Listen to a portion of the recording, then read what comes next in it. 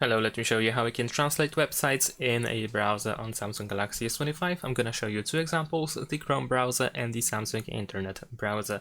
So in the case of the Samsung Internet browser, in order to translate a page, first of all, we need to tap on these stars at the bottom of the screen and then we can tap Translate. Wait a couple of seconds. Over here we can choose the source language, or actually the target language, my bad. So here we can at the top choose the language that we wish to see on the website, and of course we can tap Show Original in order to see the original page if needed. Now in the case of the Chrome browser, we need to tap on these three dots in the top right corner and then select Translate, and over here we can tap on this gear icon in order to choose more languages, and here we can choose any language that we wish to see. And that is it. Thanks for watching, leave a like and subscribe to my channel, and see you in my next videos. Bye!